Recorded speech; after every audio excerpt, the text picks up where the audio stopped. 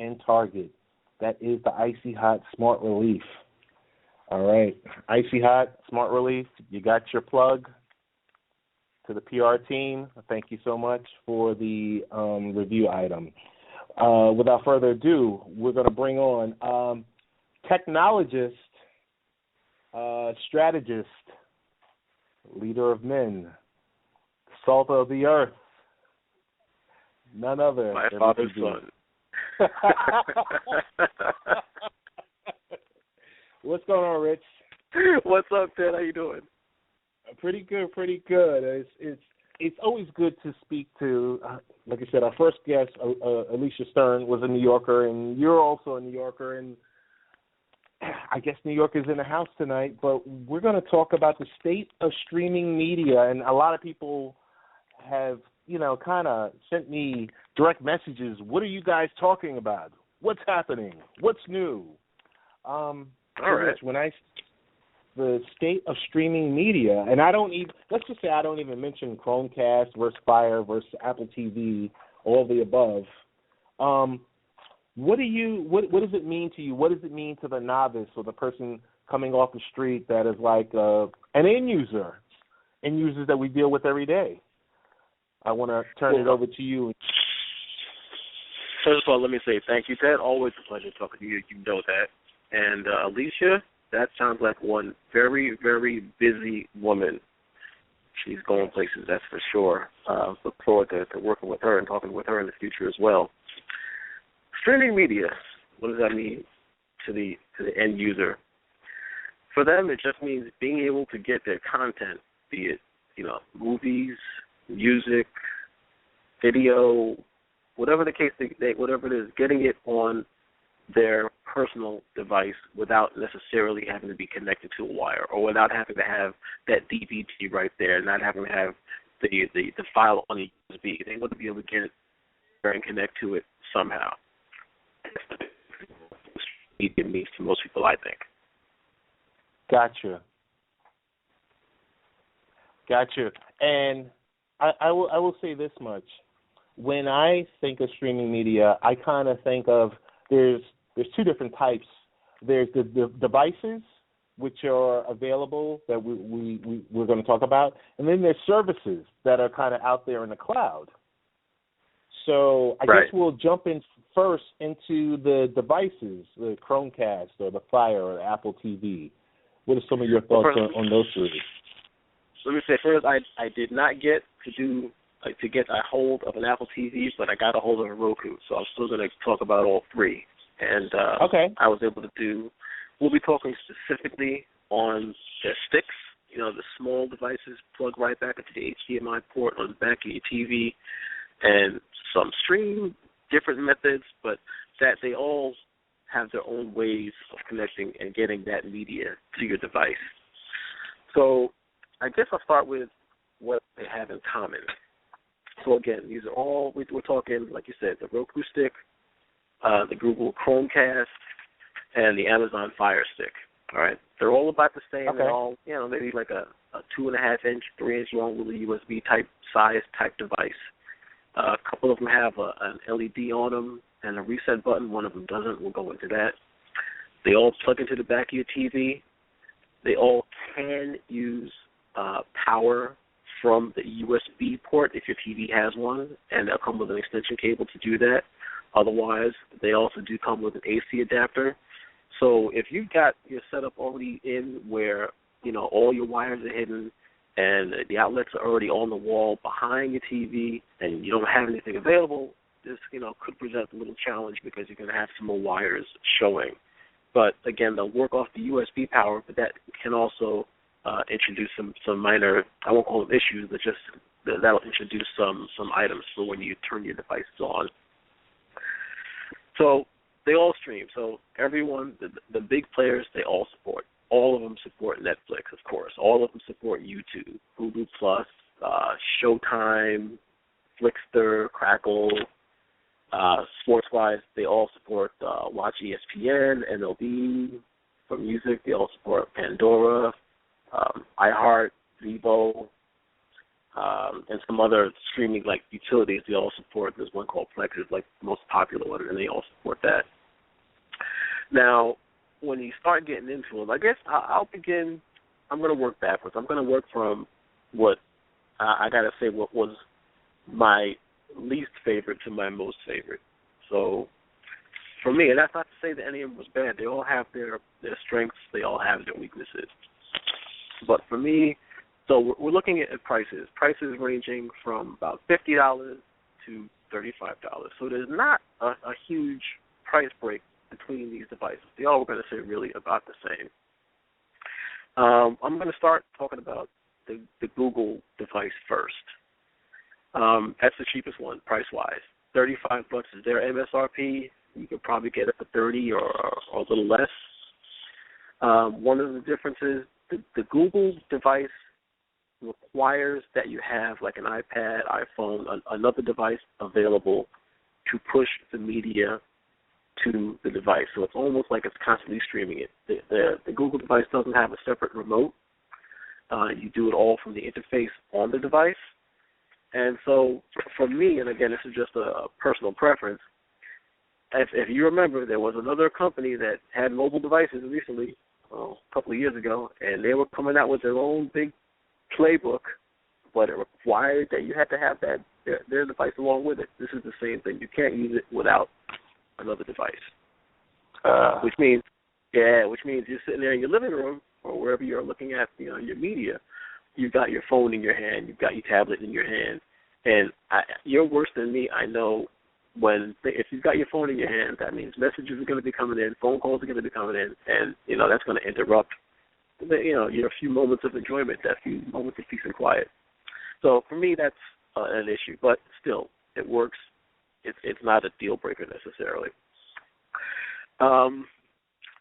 One thing about the Google Play, and it kind of stands for all of them, let's just say that you have a lot of your media already stored in the Google Cloud. You're already using Google Drive. You're already using Google Media, Google Music, Google Video. This fits right in. Turn this thing on, let it download its updates, get the app installed, log into your Google account, and you have access to all your media right away. So it works. And from that respect, it works really, really well. Like I said, it does have a little status light on it, so when you plug it into the back of the TV, it lights up so you know you're active. There is a button on it just in case it locks up so you can reset it. But this is all behind the scenes, so when things are working, it's packed in magically, and no one knows that anything else is going on. It's set up on it was simple enough. Basically, I mean they call it real plug and play, and it pretty much was. You turn it on, it throws a screen up on your TV. Of course, you have to make sure you've got the correct HDMI input selected. But throws a message up on your TV. You go through the process where it downloads the apps. Maybe it took them 5-10 minutes, and I was done. It supports all the major, the YouTubes, Pandoras, HBOs, all the apps are there. Video quality on it was great for the native apps, where I did see some issues that what it does is it's pulling everything from the cloud. So it's not looking, even if you have media on your phone or on your mobile device, it's not going to take that media and push it and display it. It's got to pull everything down from the cloud. So, let me take it back a little bit. You can do that, but that requires you install some third-party apps. It's not a Google Chromecast native feature, or they don't have a native app for it. Which is kind of strange because you figure, all right, I'm casting from my mobile device. Why can't I just throw my picture up there? You can't do it.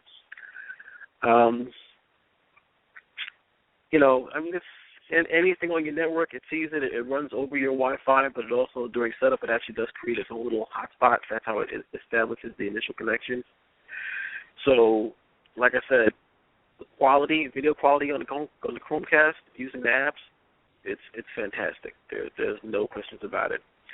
But if you do this thing that they call screen mirroring, which that's the closest thing you might get to showing your video or showing your own media. So what it does is it allows you to display what's in your browser and push that to the TV. So let's say there is some video service that they don't have an app for, but you can still see it on your device. You can tell it to stream that out to your device. but the video quality kind of suffers because really your phone, your laptop, whatever the case may be, is turning into its own little broadcast, and it's pushing to the Chromecast, so video quality kind of suffers a little bit there. But that's to be expected, I guess. It's converting the signal, it's taking care of all of that. So, I mean, that's again for me. That's basically it. If everything is in the Google world, the Chromecast is probably a good choice for you. It's not the only choice, but it's a good choice, and I can see why a person would go that route. Okay. So I just want to jump in because I can tell you a few things about our wonderful world and Apple. The Apple TV is like $99 and probably the most expensive device because it's Apple, right? And they like to overcharge you. Apple. Yeah, well, they're crazy. But that's also because the Apple TV is a full standalone device. It's almost not fair to compare the sticks to that because that's even, the Roku stick is only $50, but that's also the price of their lowest end, we'll call it mid-range device. You can get a Roku 2 for $50, or Roku 1, for $50, and then that goes all the way up to the Roku 3, which I'm going to say is $99, but don't quote me on that. I'd have to look at it. And that's different. There's more to it. The full-scale devices, more memory, more processing power. Gotcha. That's almost not a fair comparison there. But the Apple TV, I would say the same thing. If you're fully ingrained in the Apple universe, and that's where all your media is, and you've got your library of 1,000 songs you've purchased, and that's where in iCloud, go with Apple TV. It's going to do the same things that they have the same apps, all the big 10 or 15 video sources and streaming sources. You'll connect you there. You'll be able to display them, and the quality will be awesome. So there's nothing wrong with that either.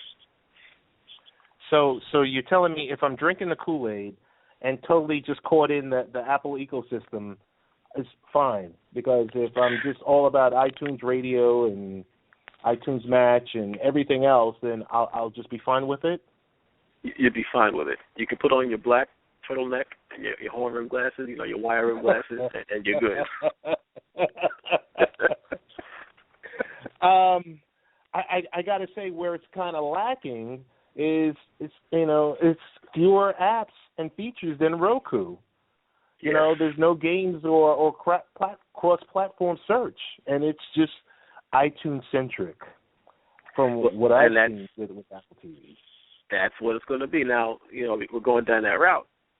So you mentioned the search, and if we look at the next two, the Amazon Fire. Amazon, nice device. It really is. It's closer. It's got a cleaner interface, and that's one of the things I should have mentioned as well with the Google device. It doesn't have its own interface, really. If you're not again with your handheld device, there's really nothing you're going to do or look at or see on this. Roku, it is, you have an actual remote that comes with the Roku device. You have an actual remote that comes with the Amazon device.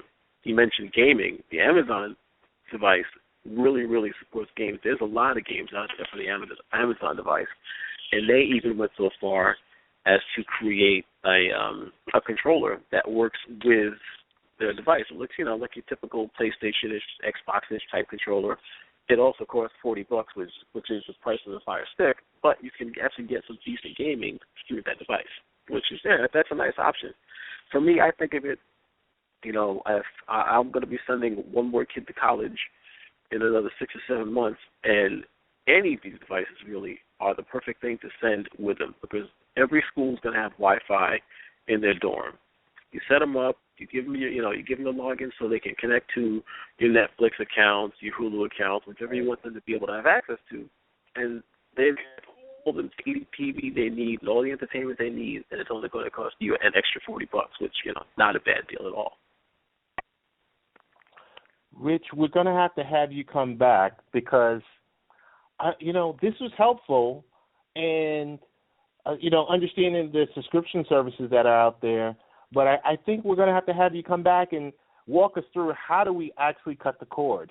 because I'm kind of, I'm dipping my feet slightly into the water, and I'm like, okay, I can go with this, and I can be happy, and I can get away from that monthly bill. So we definitely have to have you come back here and take us through the next step as we get to the point where we tell cable and everyone else to, go jump in the lake. I'm going to tell you, because I know we probably have another guest on hold, so I'll make it brief. Cutting the cord, to fully do it, you've got to be willing to give up something. I mean, we live in a major metropolitan area, so you can get high def over the air with the correct antenna. You still need to maintain some subscriptions, because if you don't have that HBO subscription at some extent through your provider, then you can't use HBO Go. You can't completely cut it, but you can certainly cut it down. Ah, okay. So there's no way to actually say goodbye, totally. Well, you're going to get something up. Of course, the caveat to that statement is legally. Okay. Rich, we're going to give you a one-time right now.